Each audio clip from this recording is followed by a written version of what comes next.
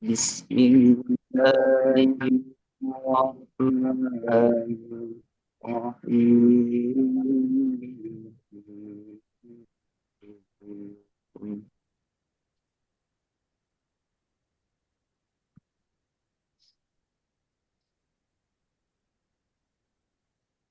ولا تهنوا ولا تحزنوا وأنتم الأعلون إن كنتم مؤمنين.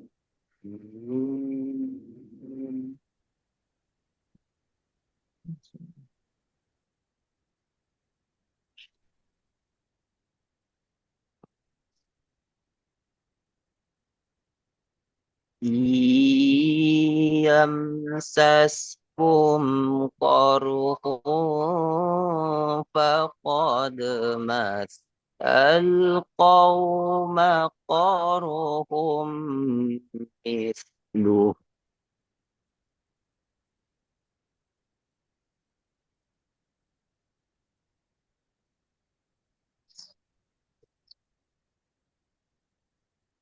وتلك الأيام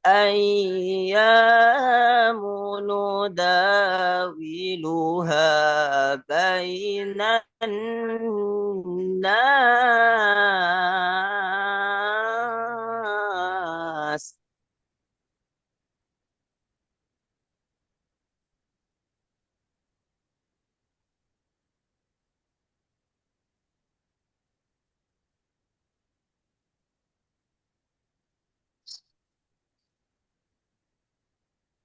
وليعلم الله الذين آمنوا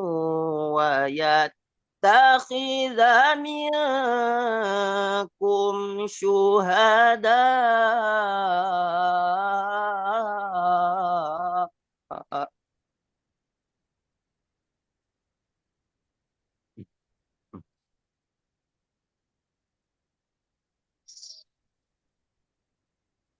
والله لا يحب الظالمين.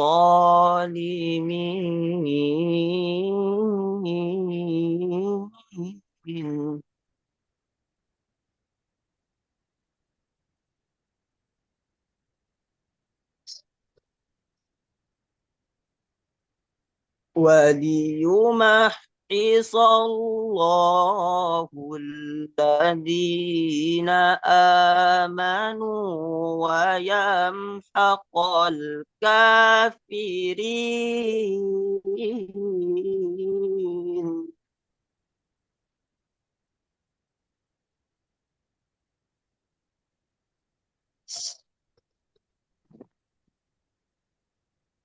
أم حسبتم أن تدخلوا الجنة ولما يعلم الله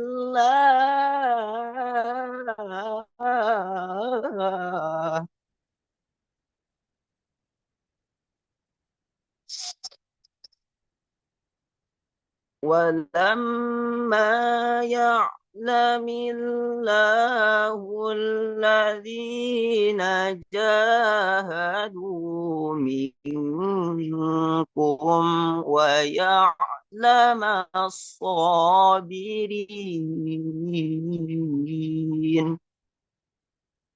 صدق الله العظيم. Assalamualaikum warahmatullahi wabarakatuh. Waalaikumsalam warahmatullahi wabarakatuh. Iya,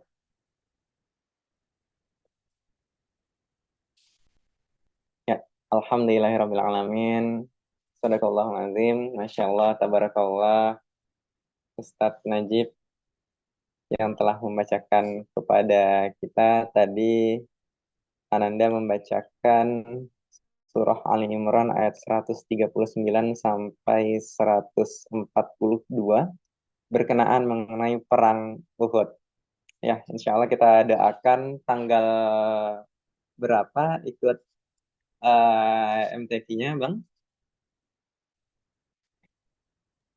Insya Allah tanggal 24, Ustaz. Tanggal 24, 12 hari lagi, 2 minggu lagi. Ya, insya Allah semoga Allah berikan yang terbaik untuk Abang Najib ya. Amin. Amin, amin, insya Allah. Bisa terus melebarkan sayap dakwahnya melalui MTQ, insya Allah. Barakallah. Hmm. Ya, barakallah. Al-Ustadz kita, Ananda kita, eh, anak kita, adik kita, abang kita, alhamdulillah telah sama-sama membacakan, sama-sama kita dengarkan Quran Surah Ali Imran ayat 139 sampai 142 mengenai perang Uhud yang akan kita bahas pada pagi hari ini, Bu. Nah, jadi tanpa memperpanjang waktu, mungkin langsung saja kita bahas ya. Ini sudah pukul segini, khawatir mungkin di antara ibu-ibu tentu akan melanjutkan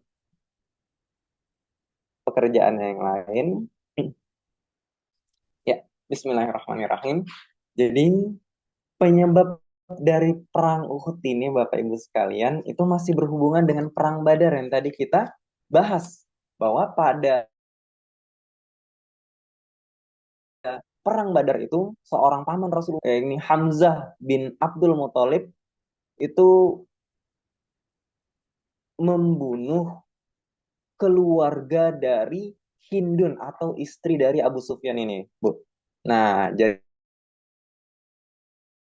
Al-Walid bin Utbah itu adalah saudaranya beliau, kemudian Utbah bin Rabi'ah adalah ayahnya beliau, kemudian Syaibah bin Rabi'ah adalah pamannya beliau. Jadi 3 orang langsung dalam satu keluarga itu dibunuh oleh 1 orang, yakni oleh Hamzah. Nah, jadi saking luar biasanya para sahabat yang sudah kita bahas ya Bu ya ketika perang Badar tanpa persiapan dalam artian karena kita bukan ingin berperang, kita bukan ingin menyerang, hanya mengambil hak kita yang diambil oleh kaum kafir Quraisy ketika kita hijrah. Namun ternyata mereka merespon dengan cara yang berbeda, yakni terjadilah perang Badar itu. Tapi tanpa dalam artian kita tidak tahu kalau akan berperang, tapi dengan persiapan iman yang kuat, persiapan mental yang kuat, maka Rasulullah dan para sahabat berhasil memenangkan itu. Luar biasa, Masya Allah. Dan 1 tahun kemudian terjadilah perang yang luar biasa, efek dari perang sebelumnya, yakni perang Badar. Maka Hindun dan suaminya, yakni Abu Sufyan, itu sangat dendam, Bu. Nah, sangat dendam, maka orang-orang kafir Quraisy pada saat itu mereka berencana ingin membalaskan kekalahan mereka pada perang Badar. Nah, bahkan disebutkan di dalam buku di dalam kitab Sirah Nabawiyah Sofiyur Rahman Al-Mubarakfuri ya Bu ya. Nah, Syekh Sofiyur Rahman Al-Mubarakfuri bahwa saking mereka dengkinya, saking mereka bencinya, nah, mereka melarang semua penduduk Mekah untuk meratapi para korban perang Badar. Nah, kemudian jangan buru-buru menebus para tawanan yang ditawan oleh kaum muslimin. Nah, biar orang-orang Madinah itu tidak merasa di atas angin. Nah, gitu Bu. Jadi kata mereka, jangan mereka merasa bangga. Nah, kita buat mereka menyesal dengan karena mereka telah menyerang kita, mengalahkan kita ketika perang Badar. Nah, maka mereka mengumpulkan dana yang sangat banyak, Bu, untuk menyerang kembali Madinah. Nah, maka dikumpulkanlah dana yang sangat banyak itu untuk membeli perlengkapan perang yang sangat-sangat memadai yang berisi 200 ekor kuda, kemudian unta, kemudian pasukan perang yang sangat-sangat memadai. Masya Allah.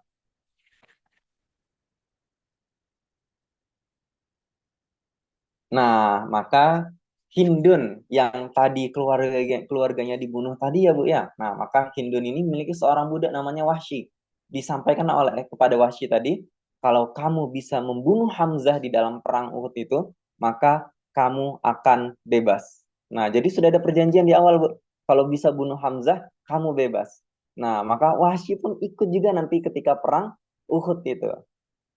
Nah, maka penyebab dari perang Uhud ini, Bu, itu salah satunya juga adalah karena kafilah dagang Mekah yang ingin berdagang ke utara itu selalu dicegat oleh sahabat-sahabat Rasulullah.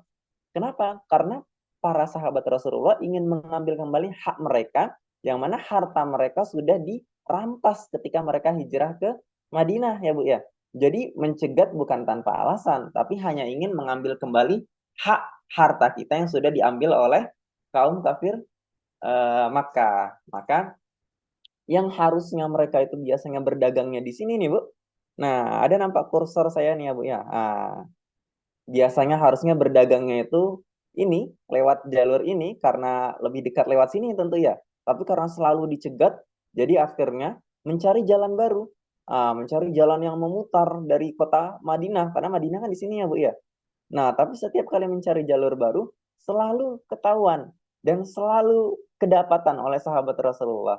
Nah, jadi akhirnya mereka sangat-sangat benci, sangat-sangat dengki, yang mereka berencana akan menghancurkan Madinah dan semua orang yang ada di dalamnya. Nah, jadi urusan kita tidak akan selesai kecuali kita hancurkan Madinah, kita bunuh Muhammad dan semua sahabatnya. Nah, saking bencinya, saking dengkinya, Bu. Nah, dengki ini juga adalah penyakit yang paling berbahaya, Bu. Penyakit yang pertama kali terjadi di kalangan manusia dan pertama kali terjadi di atas muka bumi ini. Penyakit dengki ya, Bu ya. Nah, apa itu? Dosa pertama di atas muka bumi, yakni adalah pembunuhan yang disebabkan oleh dengki ketika Qabil membunuh Habil. Nauzubillah. Nah, maka pada bulan Syawal tahun ketiga Hijriyah, Abu Sufyan bin Harb memimpin 3.000 pasukan dengan 200 ekor kuda yang dipimpin oleh Khalid bin Walid. Mereka bersama-sama untuk menuju ke Madinah, untuk menyerang kota Madinah, Bu. Nah, ini ada Madinah ya, Bu ya. Ini gambaran kota Madinah, Bu. Jadi ada Masjid Nabawi di situ, ada rumah Rasulullah di sekitar Masjid Nabawi dan rumah para sahabat. Dan terdengarlah kabar kalau pasukan kafir Quraisy akan menyerang Madinah. Maka Rasulullah dan para sahabat pada saat itu mereka berdiskusi, Bu. Nah, jadi luar biasanya Rasulullah setiap kali ada permasalahan, setiap kali ada hal-hal yang perlu didiskusikan, tidak mengambil sikap sendiri, Bu. Tapi selalu dimusyawarahkan, selalu didiskusikan. Jadi musyawarah itu memang ajaran Islam, memang tradisi di dalam Islam, Bu. Jadi memang perlu kita untuk terus budayakan di dalam masyarakat kita, terutama di Indonesia yang alhamdulillah yang sudah lekat dengan tradisi musyawarah. Ya, nah maka di dalam musyawarah itu, Bu, yang terjadi di Masjid Nabawi itu, jadi hikmah yang bisa kita ambil ternyata setiap kali musyawarah Rasulullah itu melakukannya di dalam masjid. Jadi luar biasa, Masya Allah. Jadi setiap kali sholat, jadi imam menghadap ke belakang, dilihatlah jamaahnya satu-satu, siapa jamaah yang nggak datang, siapa jamaah yang sakit. Nah, itulah sebenarnya tugas imam, Bu. Jadi seorang presiden pun seharusnya menjadi imam di masjid yang eh menyimbolkan negara itu, Bu. Nah, kalau kita ambil kembali kepada seharusnya, Bu, ya, yang baiknya, yang mana yang terbaiknya. Berarti kalau misalkan seorang pemimpin negara itu menjadi imam sekaligus khotib di masjid yang menyimbolkan negara itu. Misalkan kita di Indonesia Masjid Istiqlal, berarti imamnya dan khotibnya itu adalah presiden negara. Nah, misalkan eh, Masjid Raya Provinsi berarti dipimpin oleh gubernur. Masjid Raya Kota dipimpin oleh wali kota dan seharusnya seperti itu, Bu. Jadi setiap kali imam selesai sholat, karena beliau juga yang memimpin daerah tersebut, maka beliau menghadap ke belakang melihat jajarannya satu-satu. Nah, ini siapa yang sedang sakit, siapa yang perlu untuk dijenguk, siapa yang perlu untuk dibantu, siapa, segalanya dibahas di dalam masjid, Bu. Masya Allah. Maka selesai masalah umat muslim. di dalam masjid karena ketemu 5 waktu setiap kali sholat berjamaah. Masya Allah. Jadi Rasulullah menceritakan kepada para sahabat, aku bermimpi mengenai peperangan yang akan kita laksanakan ini. Aku bermimpi karena kaum kafir Quraisy akan menyerang, maka di dalam mimpiku aku melihat ada binatang ternak yang disembelih. Nah, kemudian ada juga pedangku yang patah, dan kemudian ada juga aku menggunakan baju perang yang kokoh.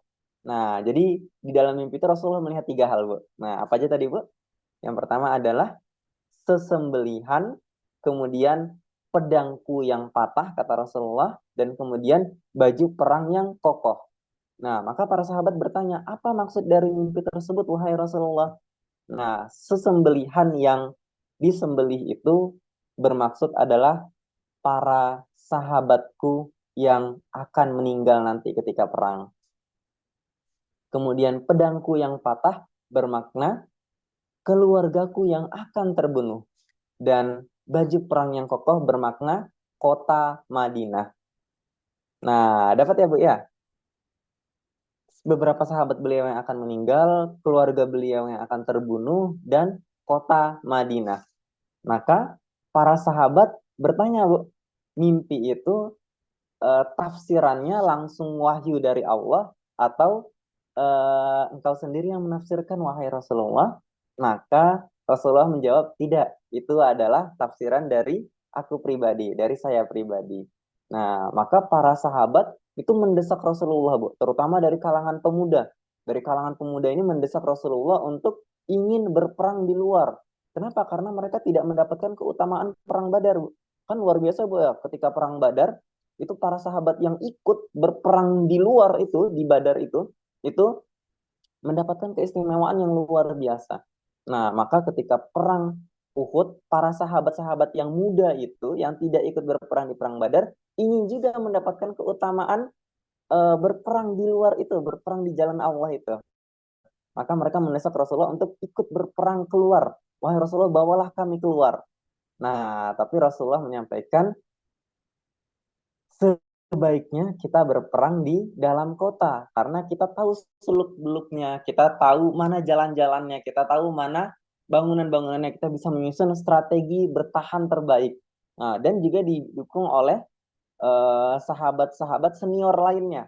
Nah, lebih baik kita tetap bertahan di kota, dan juga didukung oleh pemimpin kaum munafik, Bu.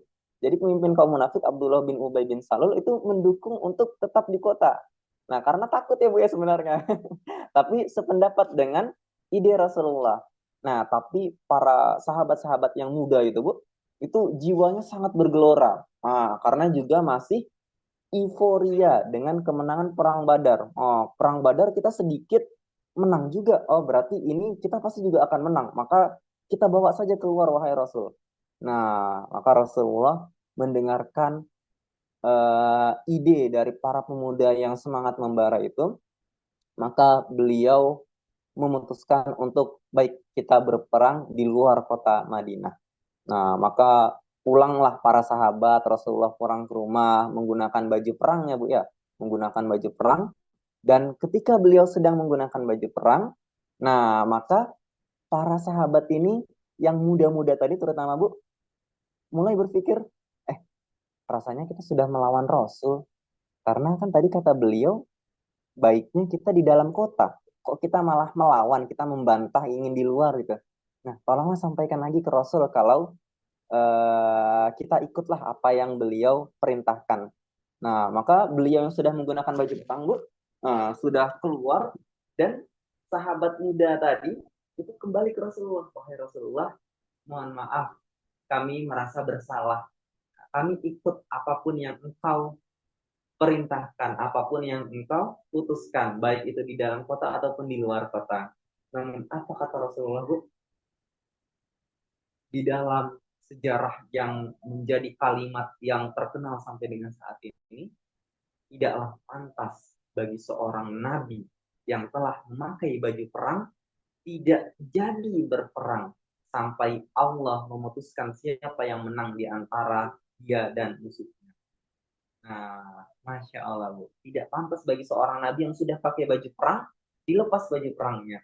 Nah, sampai Allah putuskan siapa yang menang di antara dia dan musuhnya. Masya Allah. Maka para sahabat itu langsung bersiap siaga untuk sama-sama kita berperang keluar.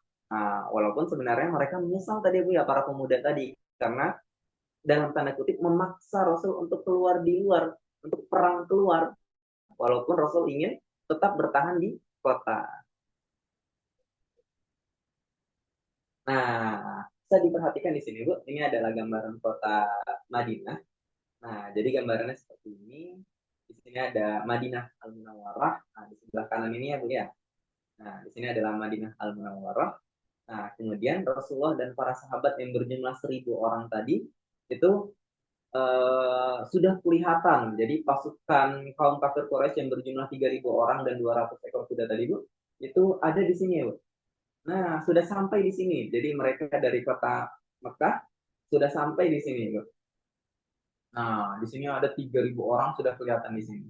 Nah, jadi kalau misalkan Rasulullah dan para sahabat langsung menyerang dari sini, wah ini sangat bahaya ya Bu ya, karena perang terbuka 3.000 lawan 1.000. Wah, ini sangat-sangat bahaya ya Bu ya. Jadi disinilah nampak, bukan di sini saja ya, tapi ketika perang Badar itu sudah nampak bagaimana Rasulullah ternyata bukan hanya seorang pemimpin agama, tapi juga seorang pemimpin militer yang sangat-sangat luar biasa. Nah, maka beliau dengan 1.000 pasukannya Bu itu bermanuver ke Bukit Uhud Bu. Nah, coba ibu perhatikan di sini ada tulisan Jabal Uhud. Nah, jadi mereka bermanuver dari kota Madinah ke Jabal Uhud. Nah, mereka bermanuver memutari kota Madinah ke sini ya Bu ya. Nah, ini ke Jabal Uhud. Nah, sehingga para kaum kafir Quraisy yang melihat para pasukan berjalan ke situ, mereka ikut ke sana. Nah, Masya Allah ya Bu ya, luar biasa strategi Rasulullah. Nah, sampailah di Bukit Uhud ini ya Bu ya. Nah, yang nanti akan terjadi peperangannya di Gunung Uhud ini, di Jabal Uhud.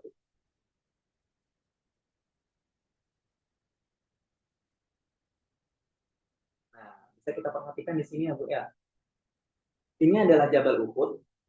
Nah, di sini ada sebuah bukit kecil. Nah, bukit kecil ini kemudian kita kenal sebagai Bukit Ar-Rumah. Nah, atau Bukit Ar-Rumah, Bukit Pemanah. Kenapa? Karena Rasulullah meletakkan 50 orang pemanah di atas ini. Nah, jadi di sini pasukan Rasulullah itu di antara dua bukit, loh. Di antara Gunung Uhud dan di antara Bukit Ar-Rumah. Nah, kenapa? Strategi perang yang sama yang digunakan Rasulullah ketika perang Badar, Bu. Kan perang Badar di Lembah Badar, Bu ya. Jadi diapit oleh kanan kiri itu diapit. Jadi walaupun jumlah mereka banyak pun tetap sulit untuk bermanuver dari samping, dari kanan kiri sulit karena diapit oleh Lembah Badar kanan kirinya. Nah, jadi strategi perang yang sama beliau gunakan ketika perang Uhud. Diapit oleh dua bukit, Gunung Uhud di kanan dan Bukit Ar-Rumat di kiri. Nah, itu luar biasa Rasulullah buat. Tapi ada masalahnya. Kenapa? Kalau sebelah kanan Jabal Uhud ini besar, tapi di sebelah kiri Bukit Ar-Rumat ini hanya bukit yang kecil. Dalam artian tentu mereka bisa bermanuver lewat belakang bukit. Nah, maka luar biasanya Rasulullah, seorang ahli strategi perang juga, Bu. Rasulullah meletakkan 50 orang pemanah di atas Bukit Ar-Rumah. Nah, maka seluruh pasukan berada di bawah untuk bertahan dan 50 pemanah itu berada di atas. Dan 50 pemanah ini Rasulullah sampaikan, Bu, jangan kemana-mana yang terjadi, apapun yang terjadi, jangan tinggalkan bukit, ya Bu ya. Nah, kenapa? Karena para pemanah ini memegang peranan yang sangat penting, Bu. Nah, maka Rasulullah menunjuk seorang sahabat bernama Abdullah bin Jubair untuk memimpin pasukan pemanah.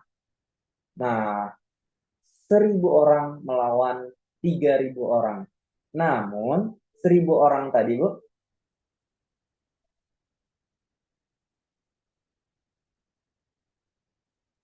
Nah, 1.000 orang tadi Bu, itu ketika mereka berangkat, nah ketika mereka berangkat ke eh, Uhud, itu 300 orang membelot. Nauzubillah min dzalik, seorang pemimpin munafik yang bernama Abdullah bin Ubay itu me, apa ya, membisik-bisiki kepada 300 kawan-kawannya yang juga munafik untuk kembali ke Madinah. Dah, kita nggak usah ikut lah. Ya, Bu, ya. Nah, suara saya jelas, Bu? Jelas, Ustadz. Jelas ya, Bu, ya? Jelas. Oh, mohon maaf tadi agak agak jauh ya. Oh, Masya Allah. Ya, mohon maaf tadi agak jauh ya, Bu, ya. Sekarang udah jelas ya, Bu, ya? Jelas Oke, Ustaz. jelas ya, Alhamdulillah. Nah, jadi 1.000 tadi, Bu, 300-nya yang dipimpin oleh Abdullah bin Ubay tadi, orang-orang munafik tadi, kembali ke Madinah, Bu. Ah, jadi 300 orang, ini ya 300 orang, udahlah kita pulang aja lah gitu. Daripada kita kalah kan. Jadi karena membela 300 orang, berarti 1.000 sisa 700 ya, Bu, ya. Nah, sisa 700 orang yang tetap bersama Rasulullah. Nah, ini tentu menjadi ujian berat bagi kaum muslimin karena 300 membelot. Tapi di satu sisi Rasulullah membiarkan mereka, Bu. Nah, udah biarkan mereka, jangan dikejar. Nah, malah kita jadi tahu, Bu, mana yang munafik, mana yang beriman. Jadi di satu sisi ini adalah Allah ingin membersihkan pasukan Muslim dari orang-orang munafik. Biar yang ikut itu benar-benar hanya yang Muslim, hanya yang beriman, bukan yang fasik, bukan yang munafik. Nah, maka 700 orang melawan 3.000 orang yang dipimpin oleh Abu Sufyan, yang saat itu belum masuk Islam ya, Bu, ya. Nah, maka di sebelah kiri, sayap kiri dari pasukan kaum kafir Quraisy ini dipimpin oleh Ikrimah bin Abu Jahal, dan di sayap kanan ya, Bu, kalau Ibu perhatikan di bawah ini, Bu. Nah, ini ada pasukan berkuda ya, Bu, ya. Coba Ibu perhatikan di bawah sini. Nah, ini ada lembah kecil nih, Bu. Nah, di sini ada lembah kecil yang ini adalah pasukan berkuda yang dipimpin oleh Khalid bin Walid. Kalau secara kasat mata, Bu, itu pasukan Muslim tidak bisa ngelihat ke lembah ini, Bu, karena dia agak agak dalam sedikit lah, seperti cekungan gitu ya. Jadi ini tidak bisa kelihatan oleh pasukan Muslim yang ada di bawah sini. Tapi tentu dari atas bukit Ar-Rumat semuanya kelihatan, Bu.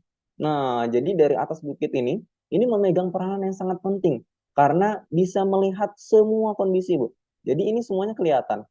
Nah, termasuk pasukan Khalid bin Walid yang di lembah yang kecil ini, itu pun kelihatan juga.